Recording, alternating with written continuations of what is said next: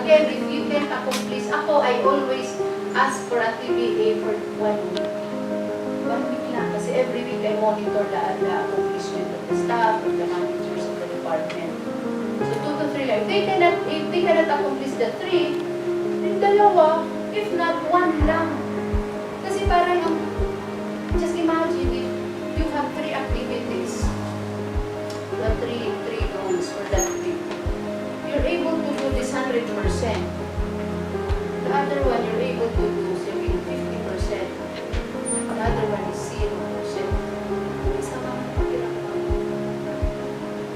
You don't want to report to your boss.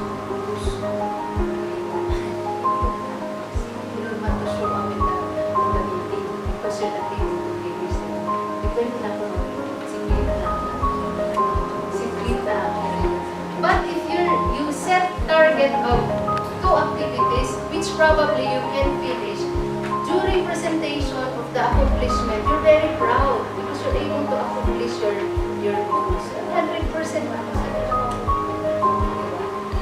unlike yung pakitaan mo, lahat 0%, ginawa mo.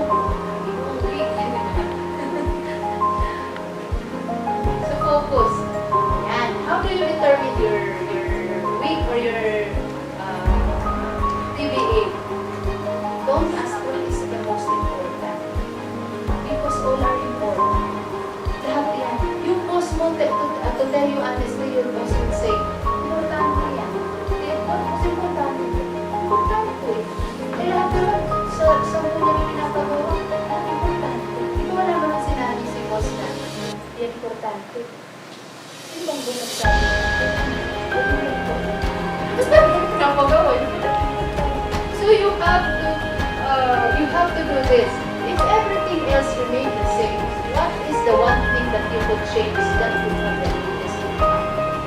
Ano yung greatest impact in your organization, in your activities? Like ako, I'm very honest. If the activity is revenue generating, I focus on it. If it's cost, sumunod kayo kasi cost lang, di pera yan. So I focus on the revenue generating. Like in our case, sa Dadas, if there is malfunction in operations, and operations will be affected. Drop everything, you do that. It's a revenue yan. So ganun din, you focus on one thing that could change that, one thing you could change that would have a greatest impact on your organization. Yan. How do you determine your week? When you define your week or TBA, where you have to identify where you are now, where you want to be at by when. By when? Kailan? Kasi parang ako sinasabi, 160 pounds, parang 160 pounds lang. Feeling lang, from 160 pounds to 145 pounds by end of August. Sinungaling ka, parang from 180 pounds. Anyway.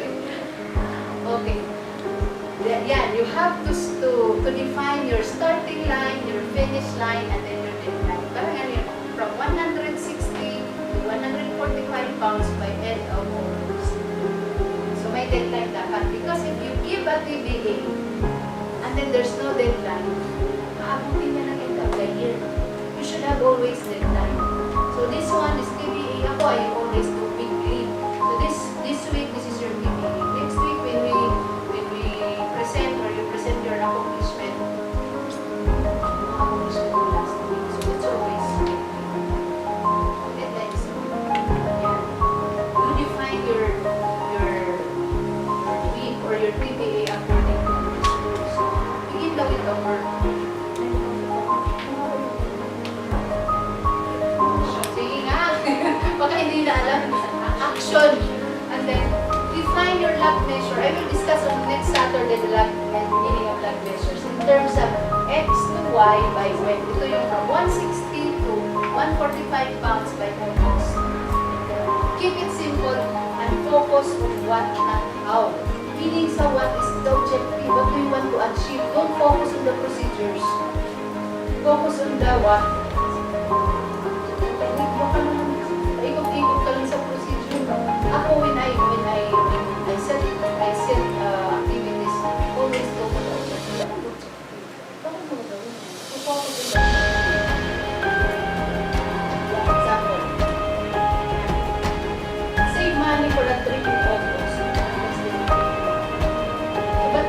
goal is increase savings account from 10,000 to 50,000.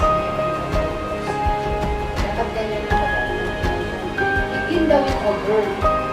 Simple verbs focus on mind which on the mind immediately in action. 145 pounds by August 21. Not this one. I'm committed to losing weight and becoming healthier. Wag na. Hindi na ilalagay naman pala. Focus on what and how. Yan. Focus on objective, not on the procedures. Like, reduce body weight from 160 to 145. Not this. Reduce body weight from 160 to 145. Lagay mo pa. Through healthy diet and intensive exercise. Alam naman natin yun eh. We need to have a healthy diet and intensive exercise. So, wala na daw. Para simple lang yung rules mo. And then, this one. How do you focus your week in your company? Yan. Again, I mentioned 1 to 2 or 3 weeks or TBA at the same time. Isa lang. Sa amin, again, weekly. We have TBA weekly. So, kung ano lang yung kaya, do not give TBA to your staff. Ikaw man mismo. If you are preparing your TBA, do not prepare a TBA which is beyond your capacity. Siyempre, the boss will expect that you'll be, because you're the one who set that TBA. The boss will assume that you can do it. Kaya kung pala, nilubola mo lang pala si boss. Nilubola lang pala si boss. So, hindi pwede, okay? The battles you choose must win the war. Ano yung battles? Battles, yung war is the higher go with, TBA. The war is the higher, the battles is the lower TBA. Senior leaders can veto but not voting. Again, yung leaders should not, you can only disapprove but do not voting. We're doing this in our company. Like, the staff should be involved in the formulation of the goals. The staff plan will be involved. The staff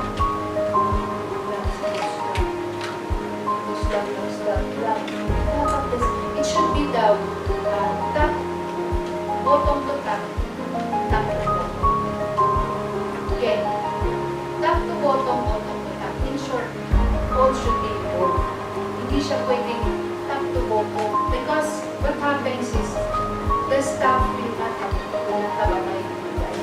They will not support the team. Because they don't know how to follow. Siya lang naman nakakalaman. So the staff should be involved. So even in the strategy planning, you need to involve the staff. In fact, I always ask the managers, sometimes also, but most of the time, I ask the managers, what is your opinion? And how do you know what to do? Since they were the one who lead that group, you need to again, leaders can veto but not obey.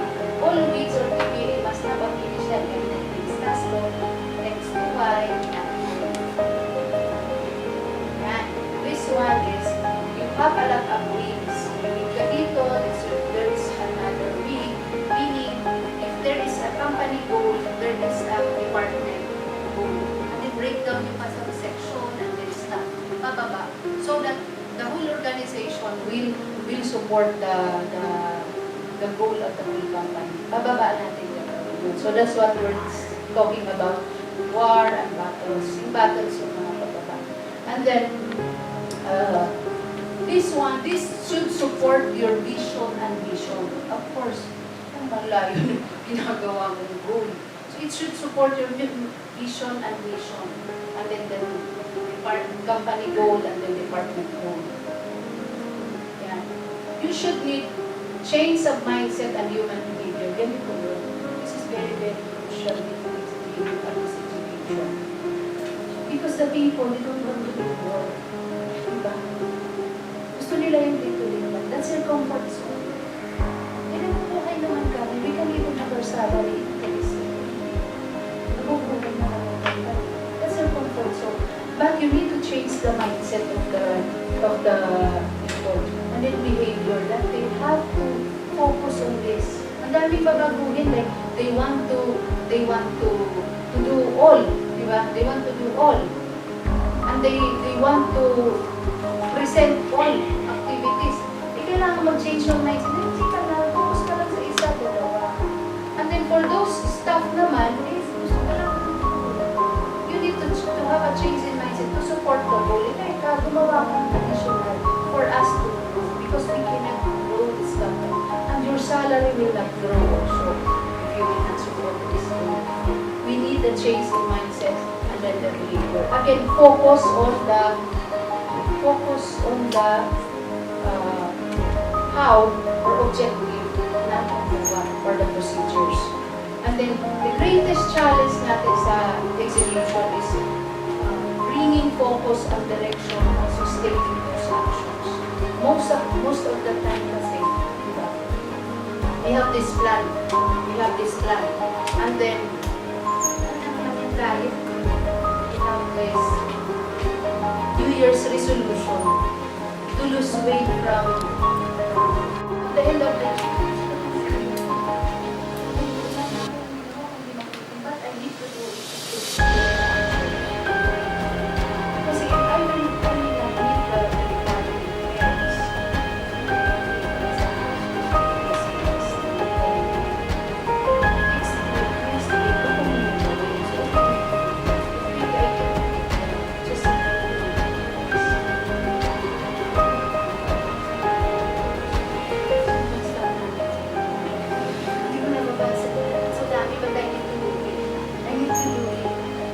just to sustain the actions.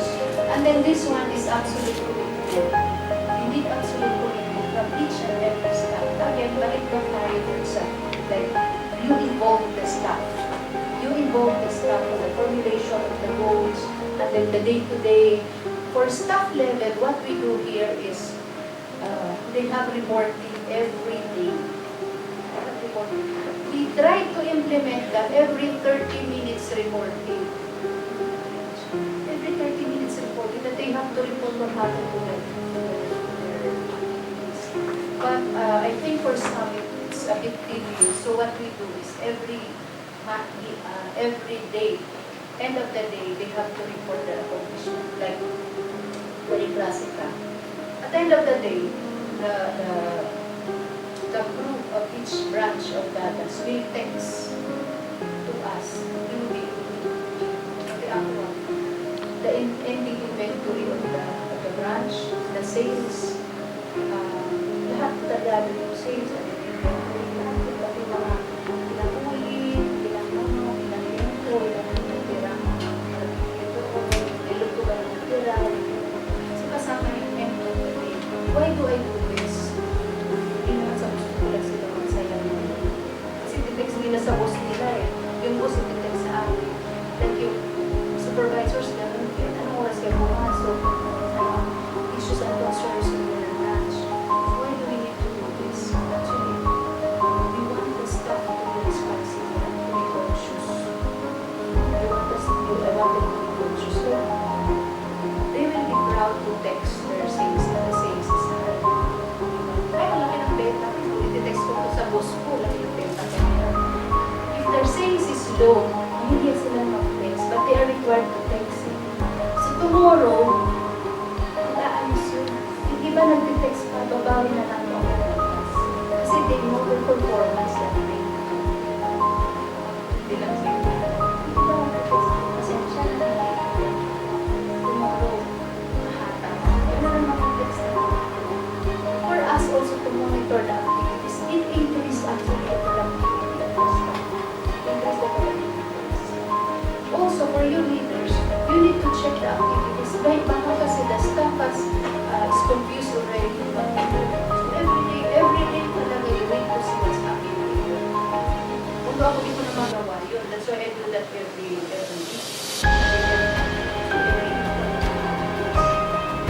Sa supervisor or senior level,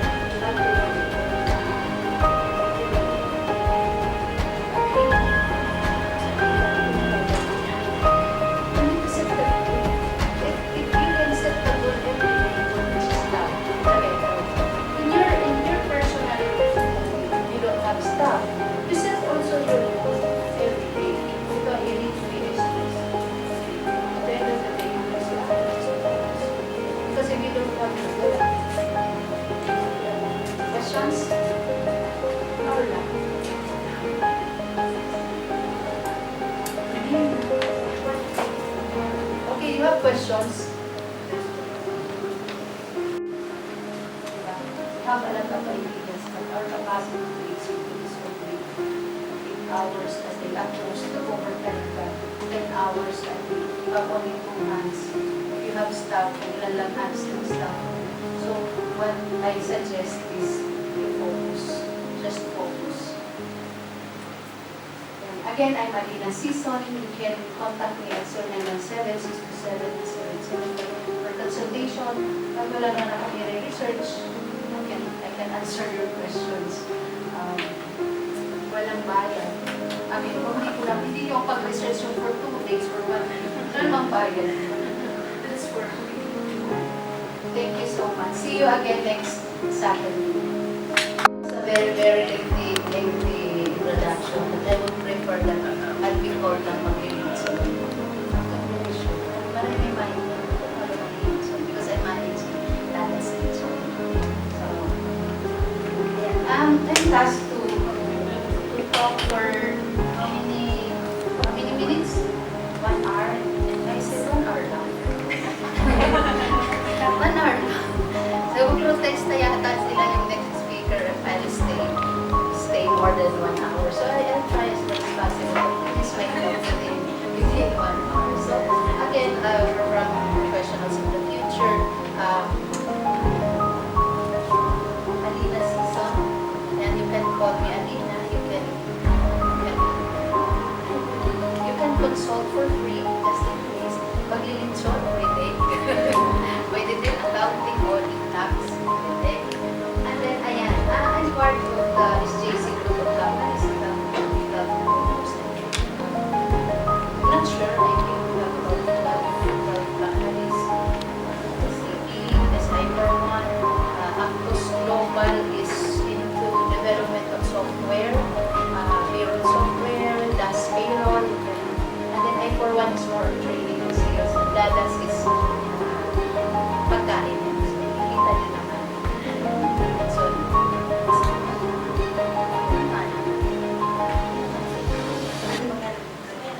this one, okay. This one, I'll share this disciplines with you. Who are leaders here, like supervisors or managers? Ano kayo staff? So anyway, actually, this one is applicable to both leaders and managers. Preparahan si ako eh. Okay, so I bought this book in May. Ano to sa Social to sa New York Utopia, right in front of Empire State. There is Amazon store. So I bought this book, so I'm sharing this with you. So we have as mentioned, there are 4 disciplines. This afternoon I'll discuss 1 discipline because I'm given only 1 hour. Isang buong libro to eh. Hindi naman kayang i-discuss in 1 hour the 4 sessions. So if those of you who wants to learn more about this executions disciplines, you join us again next Saturday. Next Saturday. Kasi possibly we'll discuss this in 3 to 4 Saturdays. Yeah.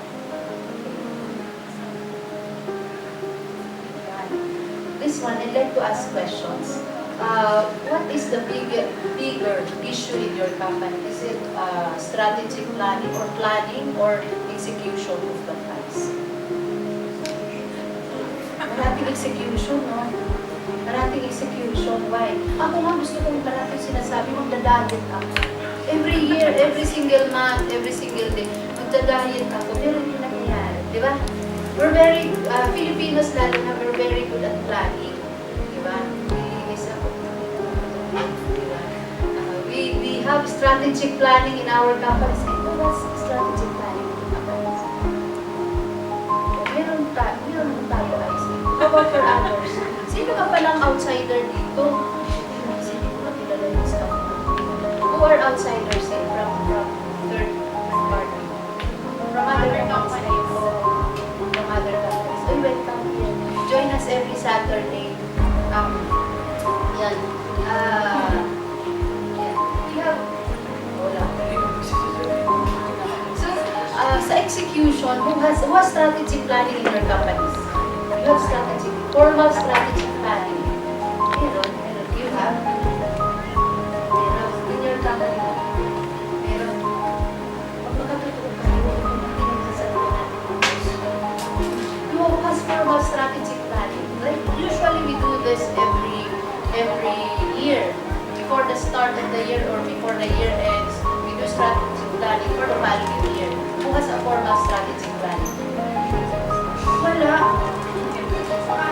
Uy, mag-planning kayo.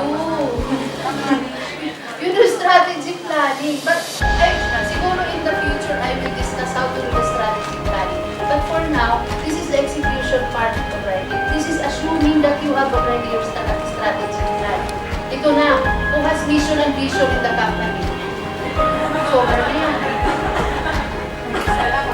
Pag wala pa kayong mission and vision, kung sitigil kayo, you have no direction in your company. Meron naman kayong goal in your company. You have goals. You have strategic plan. Kahit hindi ka nagpa-formal na lang. Oo, usap-usap na lang. Ito ang gagawin natin for the year. Gora na tayo. Diba? So, this one, I will discuss the execution part. Siguro in the future, I will discuss how to do the strategic plan, how to do the mission and vision for the company. Because it's very, very important. And you have your mission, you have your vision, you have your strategic plan. Kasi how can you execute? I'm discussing execution na. I assume kasi you have already your plans. So I will discuss tawid tayo diretso sa execution. So the most difficult is execution, right? What are the reasons why we can't execute? Sige nga, sample. Wala. Kasi lang na-execute nyo lahat. Talagang perfect. So, who has example? Why can't why do we fail in our plans? Wala kayo na. Successful lahat pala. Sorry. Sinama ko pa sa top 4. Yes, ma'am. The time frame. Yes. Daming work. Who else? 100 at sa inyo din na 100% successful, no? Hindi. What's the reason? They were unable to reach the goal. Nasa inyo, sir? Lack of resources. In your case, ma'am?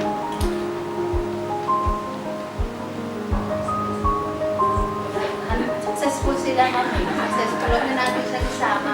Tayo lang hindi successful. Okay. This is based on research, ha? One of the challenges on execution is lack of clarity of goal. Diba? Hindi alam sa ito. Hindi alam. Experience mo yun. Si sir lang nakakaalam niya that is our target. That's the goal of the department or that's the goal of the management.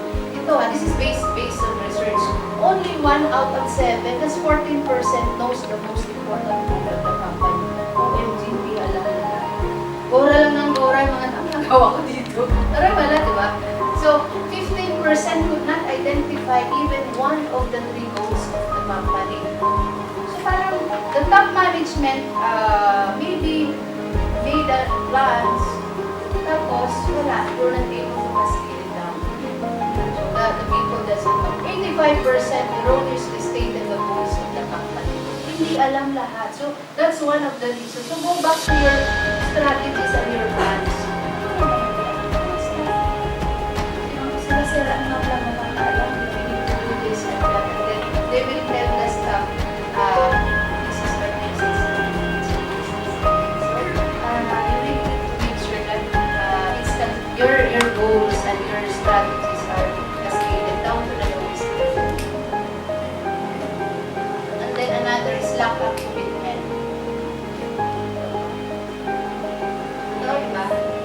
Even those, this is based on research, even those who know the goal may not be committed.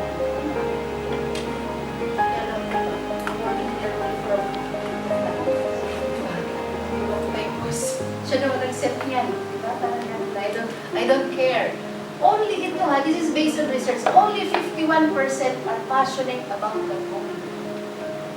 OMG, 51%, at least nakalagpas ka lahat. May isa. Diba may isa? lampas sa 50%. This is based on research. Only 51% are passionate about the goal. So we really have to make campaigns for the goals of the company. So you just isulat dyan sa PowerPoint, you need also to campaign to your staff. To make sure that they understand and then to make sure that they execute the plans. And then, lack of accountability. 81% said they are not accountable. Basta, ano yung natin yan? Yung department yan, sa training yan, sa HR yan, sa marketing yan, I don't care. So that's based on research, 81%. So we really need to make them accountable. So each department, each staff, each division. Lack of collaboration, we don't talk much. Ito. Sino maganda na accountability, di ba? See, we're always at the back office doing the vouchers and everything. Hindi lumalabas ang kwarto. Isa din ito sa reason. We don't collaborate. And then we have that comfort zone in our room, on our table. So wala lang. Wala kayo dyan sa targets. So lack of collaboration. But this is the real challenge. When you execute your plans, this is the biggest and the real challenge in execution. Tawag nila doon sa movies work. In our case, the day-to-day job. Diba? That's a day-to-day job. Usually when you have a book, that's additional work. Diba? For the year, sige, for this year, we will add more revenues. Increase the revenues to this much. Siyempre, you need to do more because you have a revenue of this much. So that's additional work. Itong whirlwind is that's the day-to-day. You really need to process your voucher. You really need also to collect. Usually, this whirlwind is 80% of what we are doing. So if you are assigned in the payables department, so collection, balik. Payment, collection ng supplier. So if you're assigned in the receivables, of course the day-to-day collection. And then if you're assigned in the day-to-day preparation with the related work related to payment. So para may whirlwind tayo, the day-to-day job, that's why we're not able to be successful in our exams. Agree? Parang dahil nireklame, dami ko naman ginagawa. Like, in our case, I used to work with 7-Eleven. When I was there with 7-Eleven, I wanted to purchase 7-Eleven. So we implemented a new system. Oracle. We implemented a new system. And then because there was a change in management, many people resigned. So that you are implementing a new system, many people resigned. So you're doing jobs for 3 persons. Pero tuloy pa rin. So that's the reason also some of the plans are not being executed. So we will teach you how to make sure that these are executed. Yan. Yung day-to-day job natin, that's the whirlwind. They are urgent. Day-to-day, you need to process the voucher for this training. You need to process the voucher for payroll. Day-to-day job, they are very, very urgent. Whereas the goals, these are new, they are important for the company to grow. Kasi if you will only do your day-to-day job, steady lang yan. Diba steady? If you will not do strategic planning in your company, wala naman eh, okay, we're happy, we have our salaries every 15th and 30th. May 13th month naman tayo at the end of the year, but the company will not grow. Maybe the company will even die after 1 year or 2 years. So you need to have goals for the year. Ginagawa natin yun, kaya nga we need to do strategic planning every year for the company to survive and grow. Di lang survive, to grow talaga ng malaki. Wala. So, these are new activities. You have to act on it. They are new and different activities. Tapos, the problem is, it conflicts with your day-to-day job. Additional na work tayo. Additional work ito. So, and then, these are important goals in the face of the building priorities. You have a lot of priorities. You have a lot of, di ba, gusto ko saan ko tapos dinagdagan ba? We will increase daw the sales to this much. Or we have a new project that we have to finish by the end of the year. Hindi mo na alam anong una. So that's why we will discuss this. There are four disciplines of execution. This is actually very, very popular. Even though the owners are very popular, these are being implemented by big companies. And mind you, they were very, very successful in execution disciplines. The first is focus on the well-being. Focus on the well-being. I will discuss today that well-being important. Ako yung well-being important sa akin. Tumalo. I-identify ano ba ang well-being important for your company. Act on the lead measures. I will discuss how next Saturday. Kung join kayo next Saturday, I will discuss this lead measures. Wala, diba? I think you will pay over for the certificate and job.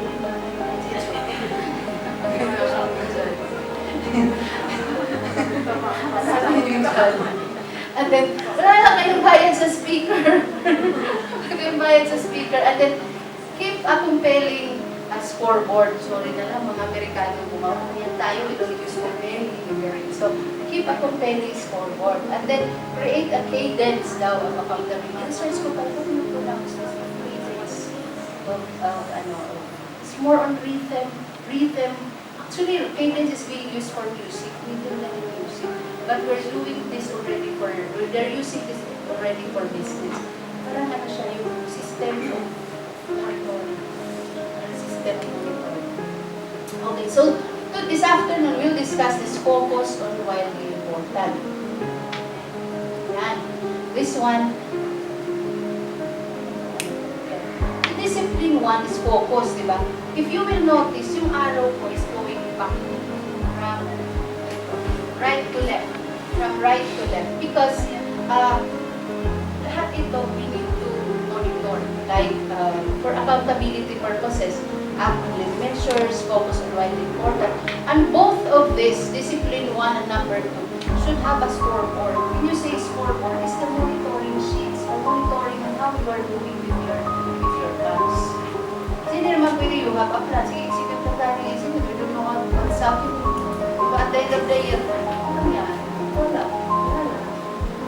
So you have you should have that monitoring also for discipline 1 and 2. And the circle here is all of this, you should have accountability. You should identify the person accountable for each activity that you will give to your staff for you to achieve the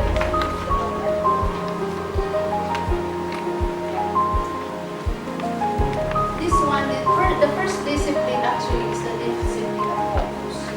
Yun lang ang may focus. Diba I mentioned, you have a lot of activities, you have a lot of goals. You have your 80% in world with. Ang dami-dami yan. Dami-dami yan. But you need to focus. Ito, this is my battle cry for our company. We used to have several business because we were into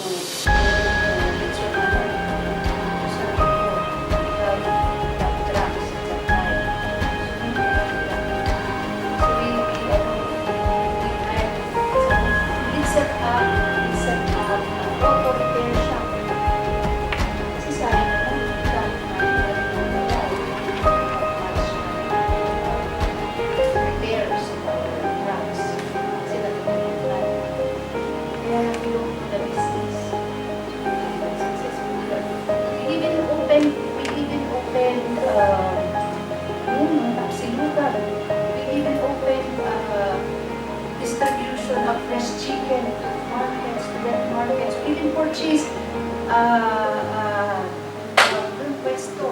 location in big markets in Metro Manila for us to distribute the chicken. And then the biggest blunder that we made is we went into investment in sludge treatment. Like there is this used oil and then it will be reprocessed in the plant. Supposedly it will be processed into long-term even. So we're thinking this will work. Kaya lang, when you are doing so much and then you don't know the technology, you are not, accountant tayo eh. So anong alam natin sa pag-auto mechanic? What do we know about sludge treatment? So at the end of those mga ventures, we lose a lot of money. We lose a lot of money. It took us how many years to recover. So our bottom cry in our company actually is focus. So we focus now on society datas, we focus now on datas. Because we close all other businesses. Dito na lang tayo. Saan ba tayo kumikita? Saan ba madali? Saan ba alam natin? So we focus na lang on datas. So again, focus. Wildly important goal. In the book, they call it big. In our company, we call it TBE. Kasi most of the teachings in the book, we are doing already in our companies. We call it TBA, to be achieved. We have to be achieved every week. So meron kami TBA. So you need to identify your wildly important goal. And then, the more you try to do, the less you accomplish. Agree? Dami-dami mo gusto gawin ito. Listahan mo. Sa iba na. But you can't achieve anything. Alam mo tapos sa atin. Tapos pa na. And then, there will always be more good ideas that there is capacity to use. As leaders, as bosses, usually, we have a lot of ideas. Hindi ka natin. Ang dami-dami, di ba? Kasi we always want to do more. That's the nature of people. So we have to do more. But you need to, again, you need to focus on those activities which can support your main goal. Kasi piliin mo na, you need to identify those activities or those goals which can support the main goal.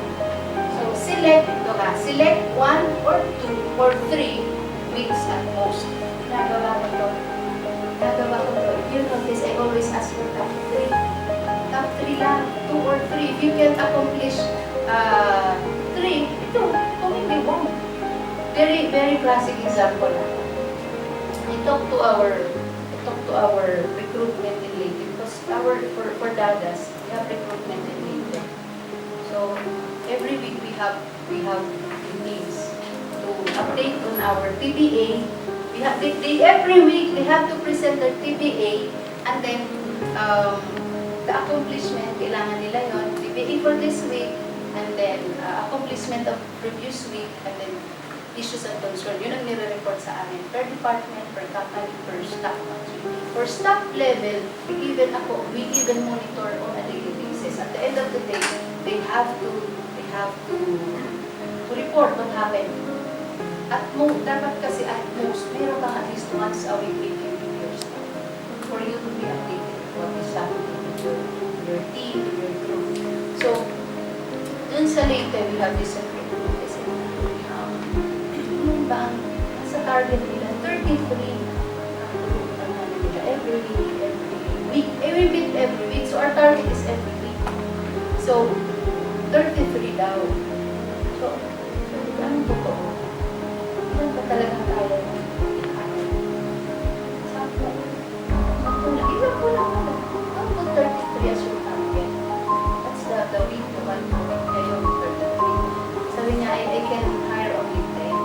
I can go to barangays or Trinyata barangays and then I can only hire 10. I told them, dalawa sila.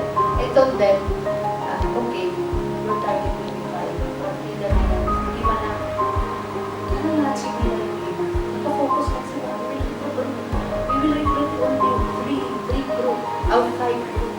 Hindi na 33, hindi na 10. So, na-achieve nila yung 5. It's doable for them. So, every week naman, I make sure that they achieve that 5. Same lang sa ibang departments. Sometimes they present very, very high targets every week. Sabi ko, yan. Ano tayo?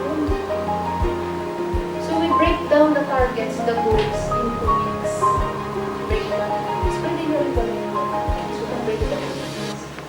So, for other stuff, because they don't have that word with, or complete lang ang word with nila. So, we add more, like 3 or 4. But for others who has word with, for them to take, complete lang isa na lang. Kasi add on lang ito.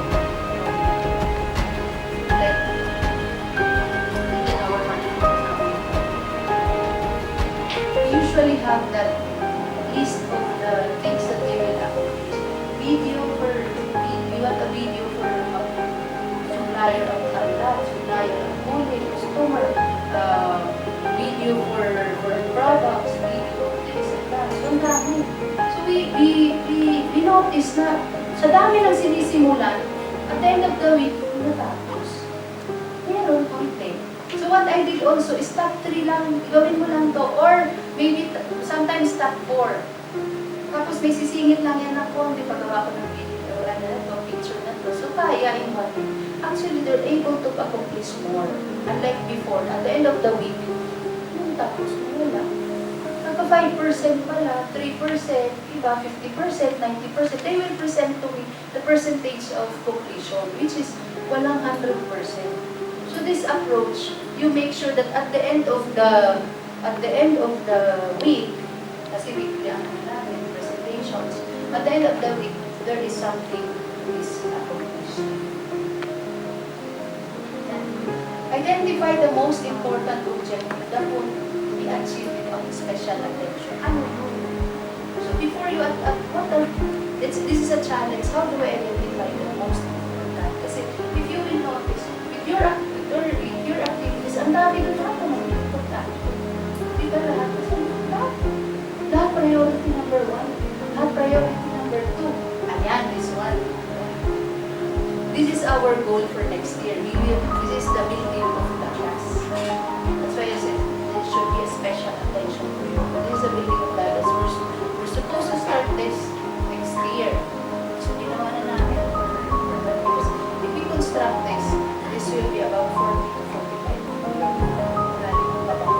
Nasa cellphone ko yan eh. Nasa wall ng cellphone ko. Every time nag-project, tulungan mo kami dito. 5 floors. Yan sa mga laki ng bases, I think 400 plus. 400 plus square meters. So, we're doing a lot already for this. Like, savings every day. Lahat ng i-save na natin. Taba, nakasave ko hindi na halos sa operations. Pati dyan, yung mga bote natin dyan. Basura na pwedeng ibenta. But realize it's not enough. Basura pa na. May pera sa basura but not enough to build a building with 5 floors. Kulang pa rin. So we need to strategize. And then I said, kailangan natin talino at diskarte. Ngayon na taglet namin. Talino at diskarte for us to build this without loan. Because we be computed.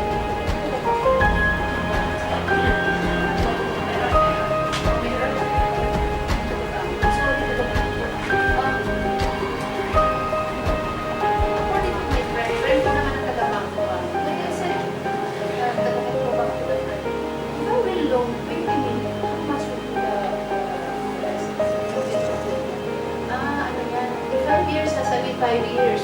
So, lumalabas, 8 plus million.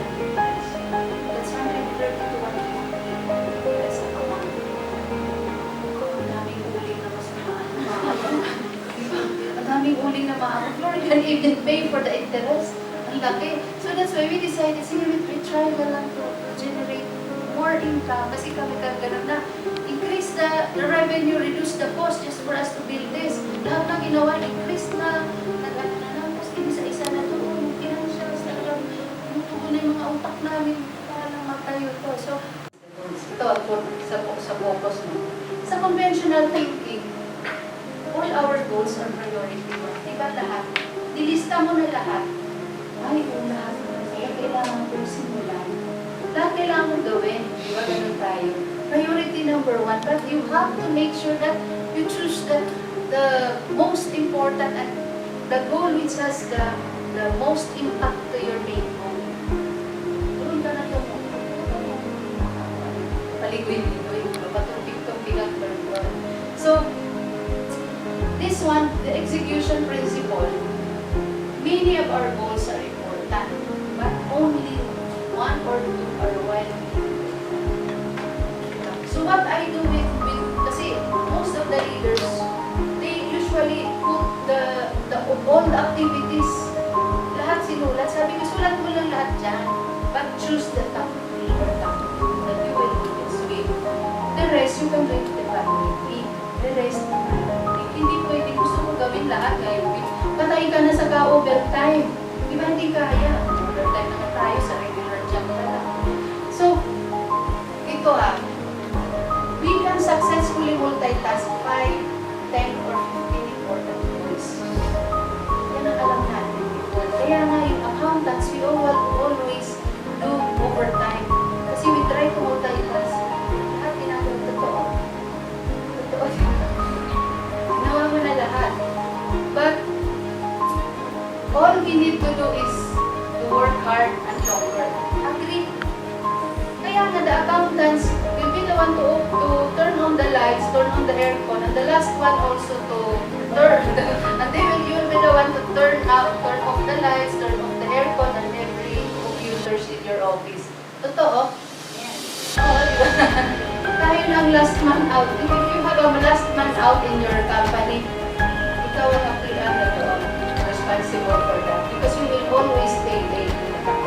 All others, sales, marketing, they're out to get 5 o'clock. But accountants, we like to do more. We like to multitask. But in here, in the new approach, you have to focus your effort from 1 or 2 important things at a time. That's why again, you list down all your to-dos mo or to be achieved, and then get the most the top priority. Get the top priority. The one which will help achieve the big goal. Yan, tingnan nyo ito Number of goals, these are additional to your whirlwind, your day-to-day, diba? This is at most 20% of your time.